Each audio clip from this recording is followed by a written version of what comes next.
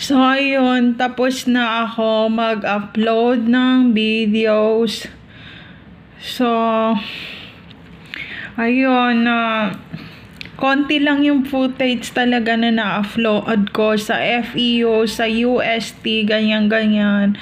So, ayun, siguro mga next year pa ako makapasok kasi kailangan ko raw kunin yung requirements. And na-weirduan naman ako kasi sabi ko sa probinsya, sabi ko pwede ko naman dalhin siguro yung mga documents, ganyan-ganyan, pabalik na yung mga requirements na kailangan sa pag-enroll, ganyan-ganyan. And then, sinabi nung sa school na kung saan ako nag-college na hindi ko raw pwedeng dalhin yon, ganyan-ganyan. Sabi ko, bakit hindi pwedeng dalhin? Siguro, hiramin ko, tas pa-xerox ko, tapos ibalik ko doon sa school, tapos yung xerox yung dadalhin ko, at least may xerox, ganyan-ganyan. Kasi ayaw ipadala talaga sa akin yung mga requirements. At saka, ang laki nung nagastos ko talaga pagbalik-balik sa school dahil inabot pa ako ng 3 weeks bago ko nakuha yung mga kailangan na yun. Tapos nung nakuha ko, hindi naman binigay sa akin, ang layo-layo ng lugar. Tapos sa October pa magbubukas yung airport. Tapos sinabihan naman ako nung school na pwede ka naman sa second semester na mag-enroll, ganyan-ganyan. Pero sinabi ko ayoko kasi alanganin. Kasi pag ikaw ay nag-enroll ng October, ganyan-ganyan, nag-enroll ng second semester, ang graduation mo ay hindi March, kundi October na. So, Octoberian yung magiging graduation mo. Hindi ka makakasabay sa March or sa March or June or July na mga graduation, ganyan-ganyan. So, ayun. So, yun ang pinag-iisipan ko ngayon. Ang tagal-tagal, halos magdalawang taon ko na pinag-iisipan tong mga na to. At saka, ang nakaka-weird pa, yung ibang mga facilities at saka mga office talaga for the requirements, sarado. Sabi ko, bakit sarado sila? Ganyan. So, ayun.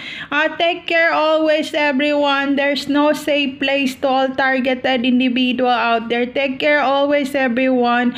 Grabe, alam nyo, nung nag-enroll ako ng elementary talaga, hinahanap din yung mga requirements na yan. And dahil ang lola ko, ano rin siya nung time na yun, homeless siya, and kung ano-ano na lang ang mga kabuhayan niya, ganyan-ganyan. And then, dapat hindi ako ipapasok din ng elementary kasi may mga requirements na kailangan. Una, kailangan mo ng mga birth certificate, and then also baptismal, kailangan yun kasi para malaman kung anong reliyon, ganyan-ganyan. Kasi merong mga, merong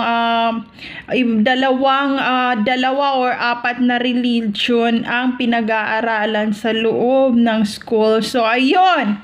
Kung saan ka na reliyon, doon ka nila ipapasok. So, ayun, shout out. Kung anong reliyon nyo, doon nila kayo ipapasok. And then also, the baptismal. So, ayun, ang hirap kumuha ng baptismal talaga ng Catholic. Kasi, dapat meron kang ninong at ninang na mag-guide sa'yo. Kahit hindi sila magpakita sa simbahan, basta isulat mo yung name, and also masabi mo na ito ninong, ninang, ganyan-ganyan sa simbahan. So, yon. Kung si Hiro, si Gabi ay merong mga ninong-ninang nung sa baptismal nila kompleto, may ninong-ninang yan. Yung ibang mga ninang nila hindi na nakapunta doon sa venue pero nakasulat yung name, and kung alam nila yung mga na inimbitahan ko sila para magninang or ninong, oo, pinuntahan namin ang asawa ko yung nag-house to house kami na pwede ba kayo magninong-ninang sa anak namin na ipabaptize ng Catholic, ganyan-ganyan. So, ayun. pumayag sila and masaya sila. Welcome to the Catholic Christianity, ganyan-ganyan. Tapos sana ma-bless pa kayo, ganyan-ganyan. So kung maganda ang celebration ng baptize or nung pag-baptize kay Hero, kay Gabi, oo, malaki talagang halos kalahati sa Caloocan ay pumunta sa binyag ni Hero, ni Gabi. Wala kaming pinipili na tambay yan o hindi tambay yan, lahat yan, pinakain yan. Pumila ang mga bata, kung may nagtapo ng pagkain sa labas, wala. Kung maraming nag-take out, lahat nag-take out talaga. And then hanggang sa Bagong Silang, sa Tala, sa Kamarin, lahat yan pumunta, pati sa school ng elementary ng Tala. And then lagi sila, ito na ba si James, ganito. And then ano na ba nangyari sa buhay niya? Mukhang mas naging successful siya ngayon compare sa dati na wala, paraket-raket, call center, tambay, walang future, ganyan-ganyan, setup dito, setup doon, habulan ng mobile sa labas, mga ganon, tapos walang maayos na kabuhayan, ganyan-ganyan. And then ang pinakamalala, sabi ni Mama, i-introduce mo yung asawa mo sa maraming tao. And itong asawa ko, nung time na yun, sabi niya, ayoko i-introduce. Sabi ko, wow, ayaw niya akong i-introduce. Hindi dahil sa mukha ko. Sabi niya, dumating din kasi yung dati niyang ex dyan sa kapitbahay ngayon. Sinabayan din niya tong binyag na to, kararating na rin, pero meron ng asawa at mga anak sa kapitbahay. So ayun, sabi ko meron na pala siyang anak at asawa, and also successful na sila. So ayun, sabi ng asawa ko, behave mo na nga yung bibig mo. Sabi ko, tapos yung mga kapitbahay sinabi niya, bakit nag-slim tone ka? Akala namin mataba ka, pero payat ka pala sa personal, and akala ko maitim ka, pero mukhang kutis, taga Maynila naman pala to. At saka sabi nila yung accent daw taga probinsya, pero yung skin tone ko raw, pang Bulacan raw, ganyan-ganyan, pati yung itsura. And then, sabi ng asawa ko, kayo na muna mag-usap-usap, ganyan-ganyan, dahil ayaw niya makakwento-kwento ng kapitbahay. So, ayun, masaya ang nila talaga. Kung nakita ng sa ibang bansa yung footage ng binyag ni Hero, ni Gabi, oo, tapos pinrivate ko na lang kasi maraming nag-screenshot na ano pala sila, na Catholic pala ang kanilang reliyon, ganyan-ganyan. So sabi ko, i-private ko na aking social media kasi mabuyagan, or kumbaga parang mabuyagan yung baby, ganyan-ganyan, tapos magkasakit, ganyan-ganyan. Then sabi, cute-cute na mga mukha, ng mga pisngi, ganyan-ganyan. So ayun, sabi ko, ayoko na mag-friends, 0 friends nang ilalagay ko. And then natatawa ang asawa ko, sabi ko, delete ko na lang kaya yung buong social media para hindi nila makita yung mga anak ko. So ayun, overprotective mommy talaga ako. And tumawang asawa ko, sabi ko, B0 na yung friends ko, in-unsubscribe ko na sila, tapos wala na rin, i-delete ko na itong itong aking mga social media. And then sabi ng asawa ko, iba talaga ugali mo. Sabi ko, wala silang ginagawa ko, ni screenshot. Tapos sabi naman ng biyanan ko, bakit ang daming mga pinakopya na picture ng bata, mabuya ganyan. So ayun, parang kumbaga laging napapansin, tapos hindi naman pala, parang gusto lang silang ewan ko ano bang meaning nun sa parang gusto silang gawa ng masama doon sa pag-hi and hello nila, kaya gusto kong i-delete yung buong social media para hindi sila makita. And then nung time na dito na ako sa YouTube, kasi sabi ng asawa ko, kailangan mo na mag-video, and then sabi ko ayoko kasi masama ang ugali ko and bastos ang bibig ko, baka hindi magustuhan ng mga viewers. Kung marami ako naging kaaway sa YouTube, ang dami kong naging kaaway talaga sa ang bastos ng bibig mo, ganyan. So ganun talaga ang bibig ko, di ba? Lalo pa ngayon, hindi ko alam kung saan nag-flight ang mag-ama ko, ang si Hero, si Gabi, hindi ko alam saan nag-flight kasi hindi ko nakita kung anong damit nila. Basta na lang nag-impake ng maleta, hindi ko alam kung saan ihahagis yung maleta nila. Tapos ang dugyot ng mga damit nila, hindi ko alam kung saan sila dadalhin, ganyan. Kasi kami ng asawa ko, naka-organize ang damit namin. Hindi kami nagpa-flight na walang mga nakaayos yan sa bed yan. Alam yan, sabi ko, tingnan mo yung mga damit niya kung saan nilagay, ganyan. Tapos nakaayos yan, yung damit niya, yung pantalon niya, yung sapatos niya, yung sa mga bata nandyan sa bed, lahat yan. Naka-plancha yung damit, naka-organize, maayos yung maleta. Alam ko, pag tinanong ako sa airport kung ilan ang laman ng maleta, tapos bubuksan ko pa yan. And sabi ng asawa ko, napagod na ako, ikaw nang bahala sa baby, ganyan. Kung ginigising ko siya para mag-diaper, ganyan, hindi ko siya pinapahawak sa baby. Sabi ko, ayaw ko napakialaman mong baby, ganyan, ako na magpabihis. Tapos kinatok pa ako ng stewardess talaga kasi nagdiarrhea yung bunsong anak ko, and then napunta sa mga damit ko, ganyan, tapos pinagalitan ako. Ang tagal-tagal nyo naman sa CR, tapos yung mga pasahero sa baba nag-aantay na. Sabi ko, sorry, nagpalit lang akong damit kasi nag-explosive poop nga yung baby ko, ganyan. Tapos ayun, nandun na sila ni Hero sa baba, and then sinabi niya, ang tagal nyo naman. Sabi ko, bakit hindi na kayo umalis, tapos sunod na lang kami ng baby kung hindi kayo makahintay talaga, ganyan. Then yung buong damit ko, sumabog tayo ng bata, tapos naririnig ng mga tao, nakatingin sa amin. Sabi ko, at least kami may baby kaming dala. Ang tanong, kailan nyo bebebeyin ng mga baby nyo? Pag binebi na ng iba, o magkakaroon na sila ng baby sa iba bago nyo bebeyin?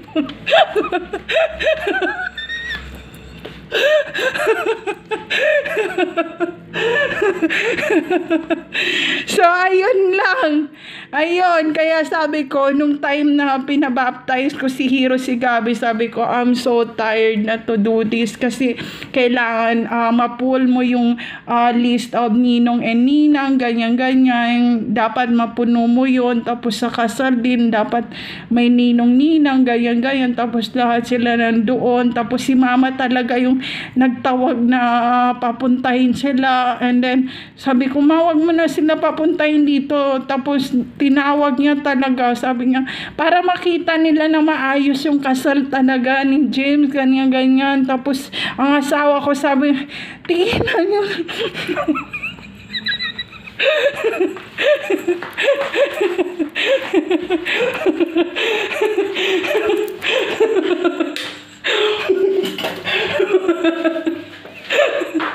Tapos ayun ang nangyari.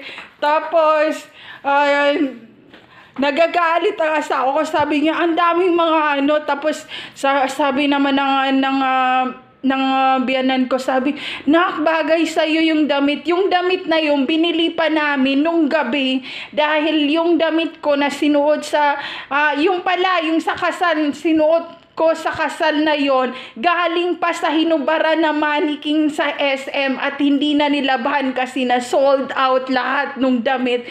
Kasi meron ding nagpakasal na kasalang bayan na malapit din sa simbahan kung saan kami kinasal. Kaya ang daming kasala na sabay-sabay nung araw na yon, and umulan ng malakas, yung iba naglakad, nag-traffic, ang daming nangyari, and tawa ako ng tawa, and tawa naman ang asawa ko. And then yung kapatid na asawa ko na lalaki, wala siya doon sa church talaga.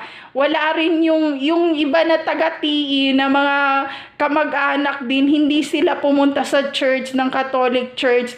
And then nung nasa church na sila, nagmamadali silang lumabas ng simbahan, and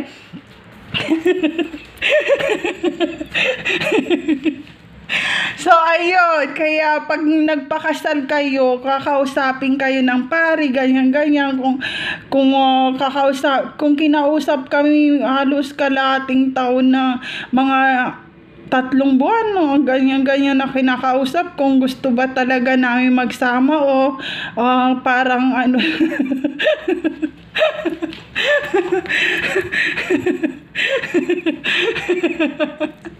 So, ayun, mahirap magpakasal talaga. And then, sabi nung pari, sana naglakad siya sa aisles, ganyan-ganyan, yung naglakad pa ganun sa simbahan.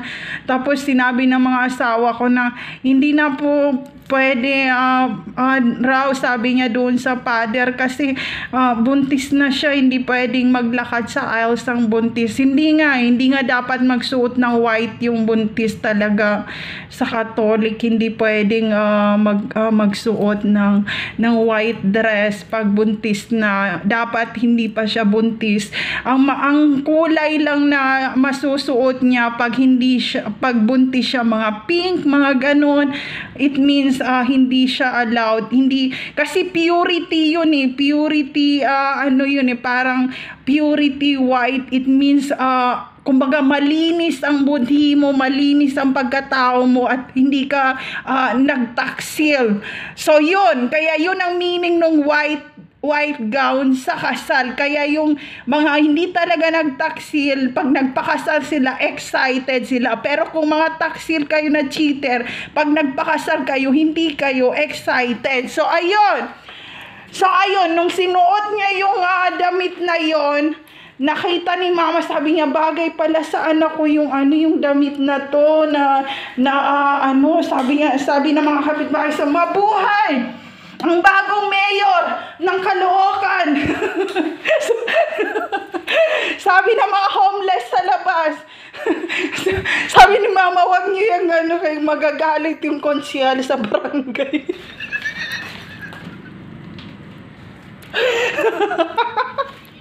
So, ayun. Tapos sinabi ng bagay naman sa kanya yung kanyang dress, kahit na very simple. And sabi, pagbaba namin doon sa hagdan talaga, doon sa bahay, nagsigawan sila na, mabuhay ang bagong kinabukasan ng Caloocan. Yun ang sinigaw na.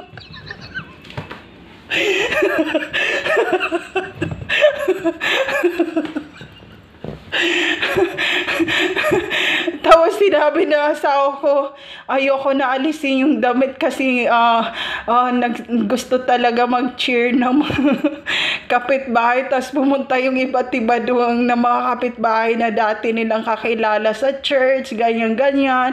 Masaya yung handaan na yun. Kahit na very simple yung wedding, ang daming tao. Kung meron nagalit doon, wala, puro na lang kami nagtatawanan nung araw na yon.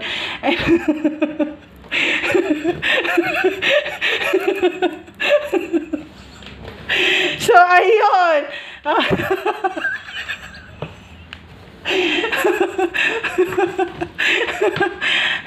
Kung saan si Hero, si Gabi, alam na nila yon, talagang nilaban namin. Kung alam ng taga-probinsya na nagpakasal ako, hindi ko agad pinaalam. Pero nung nalaman nila, iyak sila sa telepono, kasi nga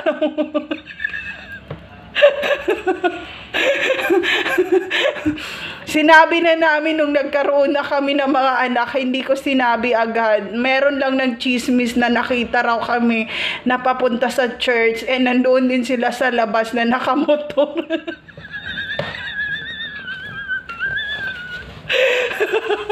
So, ayun, pinapawisan ako sa kwento talaga. So, ayun, di ba? Masaya magpakasal kung hindi ka cheater talaga. Kung imaginein mo yun, ang taga na namin, 19 years. Kaya, pag nakita yan sa YouTube, sabi, oh my God, kahit mga ibang lahi, sabi, buti pa sila umabot 19 years, yung iba 19 minutes or 19 seconds.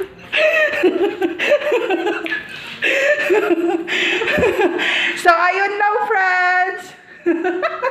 There's no safe place to a targeted individual out there. Take care always, everyone.